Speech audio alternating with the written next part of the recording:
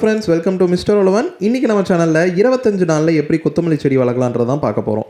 நம்மளோட பாட்டில் இந்த மாதிரி ட்ரைனேஜ் ஹோல்ஸ் இருக்க மாதிரி கண்டிப்பாக நீங்கள் பார்த்துக்கணும்.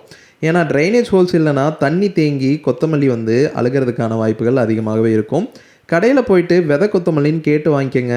ஏன்னா வறுத்த கொத்தமல்லி கொடுத்துட்டாங்கன்னா அது முளைக்கவே முளைக்காது. முழு விதைகளாக கொடுத்தாங்கன்னா நம்ம அதை ரெண்டாக இந்த மாதிரி ஸ்ப்ளிட் பண்ணணும். இல்லை உடச்ச விதைகளாக இருந்ததுன்னா டைரெக்டாகவே சோ பண்ணிக்கலாம். ஒரு துணியில் நம்மளோட முழு கொத்தமல்லி விதையை எடுத்துகிட்டு இந்த மாதிரி சப்பாத்தி கட்டையை வச்சு லைட்டாக நீங்கள் ப்ரெஸ் பண்ணி அதை 2 துண்டாக உடச்சிக்கணும். ஏன்னா ஒரு கொத்தமல்லியில் பார்த்தீங்கன்னா நமக்கு 2 விதை இருக்கும். அதனால் இந்த மாதிரி ஜென்டிலாக நீங்கள் ப்ரெஸ் பண்ணி அதை 2ஆக உடையிற மாதிரி பார்த்துக்குங்க. ரொம்ப ப்ரெஷர் கொடுத்து அழுத்திடாதீங்க. அடுத்ததாக நம்ம மண் கலவை தான் ரொம்பவே முக்கியமான ஒரு விஷயம். கொத்தமல்லியில் மண் கலவையில் ரொம்பவே அதிகமான சத்துக்கள் இருந்தால் தான் வேகமாக செடி வளரும். அதுக்காக 40% நம்மளோட தோட்டத்து மண் இருக்க மாதிரி எடுத்துக்கோங்க.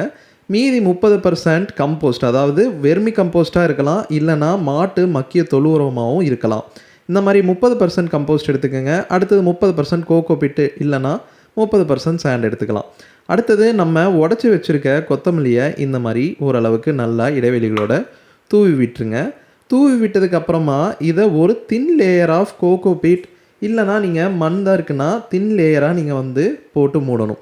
ரொம்ப போட்டு மூடிட்டிங்கன்னா அது முளைக்கிறதுக்கான வாய்ப்புகள் கம்மியாக இருக்கும். நான் வீடியோவில் காட்டுற மாதிரி ஒரு தின் லேயராக நீங்கள் மண்ணை போட்டு மூடணும். பார்த்தீங்கன்னாவே தெரியும், லேசாக அந்த விதைகள் கவர் ஆகிற அளவுக்கு மட்டும் நீங்கள் இந்த கோகோ பீட்டோ இல்லை மண்ணையோ தூவி விட்டிங்கன்னா போதும். ரொம்ப அதிகமாக தூவுனீங்கனாலும் பிரச்சனை, ரொம்ப கம்மியாக இருந்தாலும் பிரச்சனை. அதனால் லேசாக கவர் ஆகிற அளவுக்கு மூடி விட்டுருங்க. அதுவே போதுமான ஒரு விஷயம்தான். அடுத்தது முக்கியமான ஒரு விஷயம், இதுக்கு எவ்வளோ தண்ணீர் விடணும் அப்படின்னு கேட்பீங்க.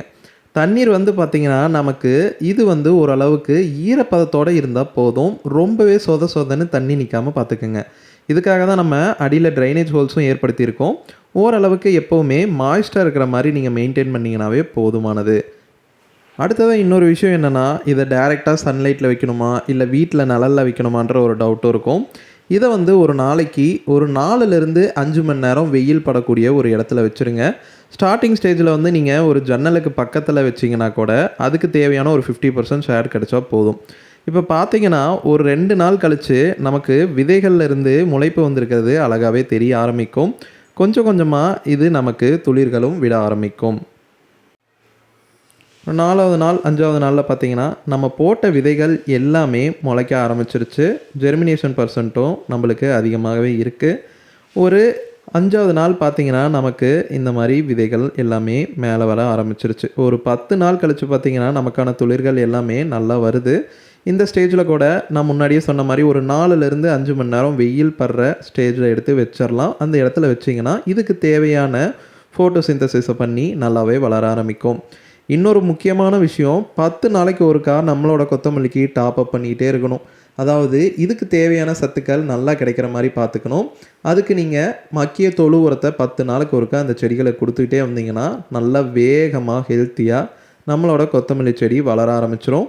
தண்ணீர் பார்த்திங்கன்னா நமக்கு மாய்ஸ்டர் இருக்கிற மாதிரி பார்த்துக்கணும். ரொம்பவே தேங்கியிருக்கக்கூடாது. அது ரொம்பவே முக்கியம். ரொம்ப தேங்குச்சுன்னா நம்மளோட கொத்தமல்லி வேர்கள் ஈஸியாக அழுக ஆரம்பிச்சிடும். அதனால் ஓரளவுக்கு ஈரப்பதம் இருந்ததாகவே போதும். இப்போ நீங்கள் 10 நாளைக்கு ஒருக்கா நல்ல மாட்டு தொழு உரத்தை கொடுத்தீங்கன்னா நமக்கு தேவையான கொத்தமல்லி செடி நல்ல வேகமாக சீக்கிரமே வளர ஆரம்பிச்சிடும்.